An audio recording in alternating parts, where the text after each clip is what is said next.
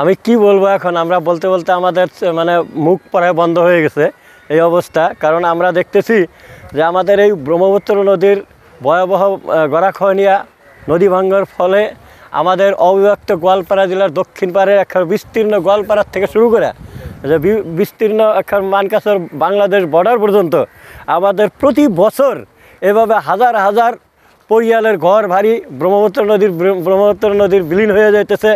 এখানে অনেক মানে স্কুল, এখানে বিভিন্ন প্রতিষ্ঠান চোখের সামনে আপনারা দেখতেছেন। এই আমাদের এই অঞ্চলের একটা ঐতিহ্যবাহী মসজিদ, এই অঞ্চলের মানুষের অনেক পরিশ্রমের বিনিময়ে, অনেক কষ্ট বা অনেক দান বরঙ্গনের বিনিময়ে তৈরি করা এই যে মসজিদ চোখের সামনে আজকে আপনাদের সামনে বিলীন হয়ে যাইতেছে। আজকে হয়তো 2 ঘন্টা পরেই দেখতে পারবো যেটা ব্রহ্মপুত্র নদীর সম্পূর্ণ বিলীন হয়ে গেছে। আমাদের এই ইতিহাসটা একটা ইতিহাস হয়ে থাকবে, আমরা হয়তো তার ফটো একটা হয়তো দেখতে পারবো পরবর্তীতে, কিন্তু এখন চোখের সামনে এটা আমাদের শেষ হয়ে যেতেছে।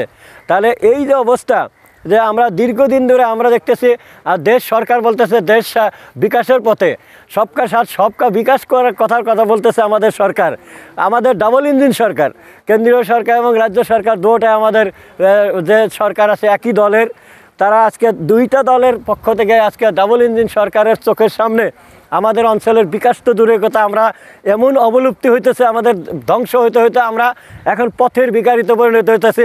আমাদের এই অঞ্চল একটা উর্বর অঞ্চল, এই অঞ্চলের হাজার হাজার কৃষক তারা নিজেদের আবাদ করে তারা সচ্ছলভাবে জীবনযাপন করতো, তাদের ছেলেমেয়ে শিক্ষিত করতো, তাদের জীবন জীবিকা পালন করতো। সেই চোখের সামনে সেই মাটি বাড়ি সম্পূর্ণ ব্রহ্মপুত্র নদীর গর্ভে বিলীন হয়ে যায়। আজকে তারা কী হইতেছে, পথের ভিখারিতে পরিণত হইতেছে। তারা বিভিন্ন জায়গায় দিন হাজিরা করা ছাড়া তাদের উপায় হইতেছে না। তারা আজকে রাজ্যের বিভিন্ন জায়গায় যাইতেছে, দেশের বিভিন্ন জায়গায় যাইতেছে, তাদেরকে বাংলাদেশি মনে করে তাদেরকে বিভিন্ন ধরনের হ্যারাসমেন্ট করা হইতেছে। আজকে আমাদের এই অঞ্চলে যদি ভয়াবহ গড়াখহনিয়া না হতো, এই নদী ভাঙ্গন সমস্যা যদি না থাকতো, তাহলে আমাদের এই অবস্থা হতো না, আমরা আজকে সংযুক্ত বাংলাদেশে হইতাম না।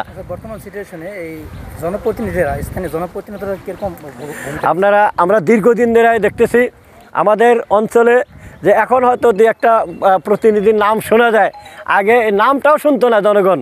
যে অঞ্চলের একজন পার্লামেন্টের সদস্য ছিল, যে দীর্ঘদিন যে অনেকেই পার্লামেন্টের সদস্য ছিল, তারা এই অঞ্চলের উন্নয়নের জন্য কোনো কাজ করে নাই। এখনও যারা প্রতিনিধি আছে তারা সম্পূর্ণ কুম্ভকর্ণ নির্দায় শুয়ে আছে। তাদেরকে জায়গায় তারা এখন শুধু দেখতেছে তারা 2026-এর ইলেকশন, তারা অঞ্চলের জনগণের সুবিধা, জনগণের অসুবিধা, এইসব মানে জনগণের যে বিপদ, আজকে ভয়াবহ বঙ্গনের ফলে যে হাজার হাজার মানুষ আজকে গৃহহারা হইতেছে, তাদের জন্য তাদের কোনো মাথা ব্যথা নাই। কারণ কোনো প্রতিনিধি এই অঞ্চলে যেগুলো প্রতিনিধি নির্বাচিত হয়েছে, তাদের কারো বাড়ি এই অঞ্চল গরিব মানুষের মধ্যে নাই, তাদের বাড়ি সবারই শহরের মধ্যে। আজকে তাদের এইসব মানুষের বাড়ি ভাঙলে তাদের কোনো ব্যথা নাই তাদের মধ্যে, কারণ তাদের নিজের কোনো আত্মীয় স্বজনের বাড়ি ঘর এখানে নাই। আমাদের দক্ষিণ শালমারা এমএলএর কথাই কন, আমাদের এমপির কথাই কন, এক্স এমপির কথাই কন, বা হয়তো জলেশ্বর এমপির কথা, এমএলএর কথাই কন, তাদের এই অঞ্চলের কোনো জনপ্রতিনিধির নিজস্ব গরিব সাধারণ মানুষের মধ্যে তাদের বাড়িঘর নাই, আর তাদের আত্মীয় স্বজনেরও নাই। তাহলে তারা এইসব মানুষের দুর্দশা বা ব্যথা তাদের ওই বোঝার ক্ষমতাটা তারা সম্পূর্ণ বা হারিয়ে ফেলছে। শুধু তারা দেখতেছে 2026-এর ইলেকশন। আজকে আমি জনগণের কাছে আহ্বান করি যে জনগণ এই উচিত শিক্ষা এইসব প্রতিনিধিত্ব দেওয়া দরকার, এবং 2026-এ এমন প্রতিনিধি নির্বাচিত করা যারা জনগণের বিভিন্ন সময়ে বিভিন্ন বিপদের সময় তারা পাশে দাঁড়িয়ে তাদের এই সমস্যা সমাধানের যাতে দীর্ঘস্থায়ী গণ আন্দোলন গড়ে তোলার জন্য সংগ্রাম করে, সেই সব নেতাকে নির্বাচিত করার জন্য আহ্বান জানাই। না হলে আমাদের সামনে আগামী দিনে আরও ভয়াবহ বিপদ।